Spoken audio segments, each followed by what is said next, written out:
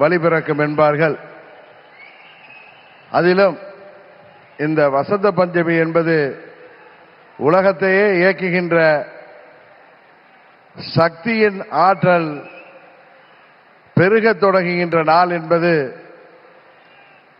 நமது மக்களின் நம்பிக்கை. இந்த வசந்த பஞ்சமி அன்றைக்கு தமிழ்நாட்டிற்கு வருகை புரிந்திருக்கின்ற தமிழ்நாட்டில் மீண்டும் மக்களாட்சியை உருவாக்குவதற்காக வருகை புரிந்திருக்கின்ற இந்தியாவின் பிரதமர், நமது தேசிய ஜனநாயக கூட்டணியின் தேசிய தலைவருமாகிய மாண்புமிகு பிரதமர் அவர்களே, நமது தேசிய ஜனநாயக கூட்டணியின் தமிழ்நாடு தலைவர், அனைத்திந்திய அண்ணா திராவிட முன்னேற்ற கழகத்தின் பொதுச் செயலாளர்,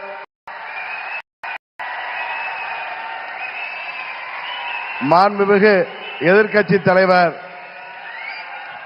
பெரும் மதிப்பிற்குரிய திரு எடப்பாடி கே பழனிசாமி,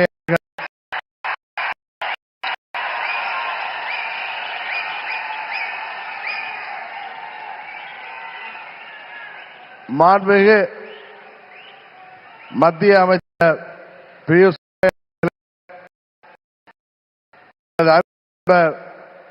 மத்திய அமைச்சர் மாண்புமிகு எல் முருகன் அவர்களே, தமிழ்நாடு பாரதிய ஜனதா கட்சியின் தலைவர் எனது அருமை சகோதரர் நயினார் நாகேந்திரன் அவர்களே, பாட்டாளி மக்கள் கட்சியின் தலைவரும் முன்னாள் மத்திய அமைச்சருமாகிய டாக்டர் திரு அன்புமணி ராமதாஸ் அவர்களே, மற்றும் வருகை புரிந்திருக்கின்ற நமது தேசிய ஜனநாயக கூட்டணியின் அங்கம் வகிக்கின்ற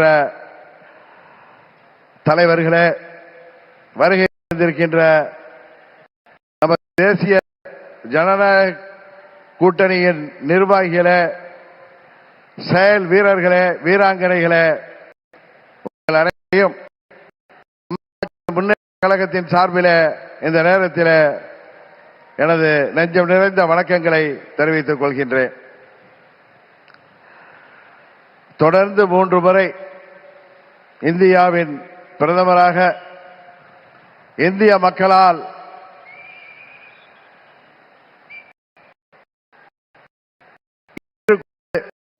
இந்தியாவை உலக அரங்கிலே ஒரு சிறந்த இடத்திற்கு உயர்த்தி கொண்டிருக்கின்ற பாரத பிரதமர் அவர்கள் தமிழ்நாட்டிலே நடைபெற்றுக் கொண்டிருக்கின்ற இந்த மக்கள் விரோத குடும்ப ஆட்சியை முடிவுக்கு கொண்டு வர வேண்டும் என்கிற ஒரே நோக்கத்தோடு அம்மா மக்கள் முன்னேற்ற கழகம் இந்த கூட்டணியிலே வர வேண்டும் என்று அவர்கள் விரும்பினார்கள். இன்றைக்கு நாங்கள் முழு மனதோடு கூட்டணியை தலைமையேற்றிருக்கின்ற மதிப்பிற்குரிய திரு கே எடப்பாடி கே பழனிசாமி அண்ணன் அவர்களை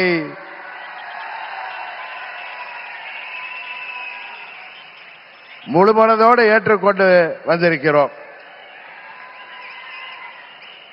நாங்கள் எல்லாம் அம்மாவின் தொண்டர்கள் என்பதை எதிரிகள் மறந்துவிட்டார்கள். புரட்சி தலைவர் வழிவந்தவர்கள், இதய தெய்வம் அம்மாவின் தொண்டர்கள் நாங்கள். எங்களுக்குள் சண்டை சச்சரவுகள் இருந்தது உண்மைதான். ஆனால் தமிழ்நாட்டின் நலனை கருதியும் அம்மா மக்கள் முன்னேற்ற கழகத்தின் நலனை கருதியும் மாண்புமிகு பிரதமர் அவர்களின் அழைப்பை ஏற்று நாங்கள் எங்கள் மனதிலே இருந்த எல்லா கோபதாபங்களையும் விட்டுவிட்டு 21 நம்மால் முடியாமல் போன அம்மாவின் ஆட்சியை உறுதியாக தமிழகத்திலே ஏற்றிட உருவாக்கிட எந்த ஒரு மனமாச்சரியமும் இன்றி, எந்த ஒரு தயக்கமும் இன்றி, எந்த ஒரு குழப்பமும் இன்றி சில பேர் சொல்கிற போல எந்த ஒரு அழுத்தமும் இன்றி அம்மா மக்கள் முன்னேற்ற கழகம் இந்த கூட்டணியிலே எங்களை இணைத்துக் கொண்டிருக்கின்றோம். இந்த கூட்டணியின் வெற்றிக்காக அம்மா மக்கள் முன்னேற்ற கழகத்தின் ஒவ்வொரு தொண்டரும் தமிழ்நாடு முழுவதும் அயராது பாடுவான் என்ற உறுதியை மாண்புமிகு பிரதமர் அவர்களுக்கும் எதிர்க்கட்சி தலைவர் மாண்புமிகு எடப்பாடி பழனிசாமி அவர்களுக்கும் இந்த நேரத்திலே நான் சொல்லிக் கொள்கிறேன். ஒரு விஷயத்திலே எதிர்ப்பதென்றால் அதிலும் உறுதி, ஆதரிக்க வேண்டும் என்றால் கொடுத்திருக்கிறார்கள். ஒரே குடும்பத்தைச் சேர்ந்தவர்கள், பங்காளிகளாக இருந்தவர்கள் நாங்கள் எங்களுக்குள் இருந்த சண்டையால் பிரிந்து இருந்தோம் என்பது உண்மை.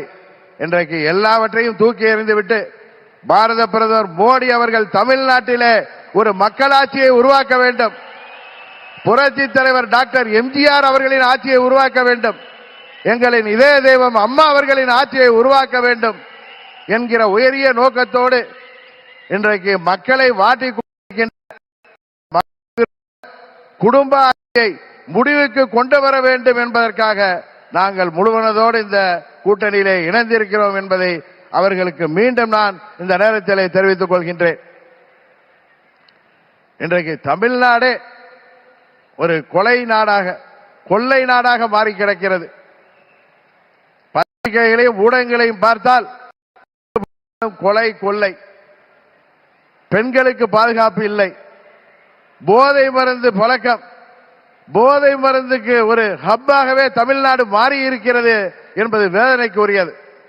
இன்றைக்கு அனைத்து தரப்பு மக்களும், அவர்கள் விவசாயிகளாக இருக்கட்டும், அரசு ஊழியர்களாக இருக்கட்டும், ஆசிரியர்களாக இருக்கட்டும், மருத்துவர்களாக இருக்கட்டும், செவிலியர்களாக இருக்கட்டும், ஏன் மாற்றுத்திறனாளிகள் கூட இன்றைக்கு போராடுகின்ற நிலையில இந்த மக்கள் விரோத ஆட்சி ஏற்படுத்தி இருக்கிறது.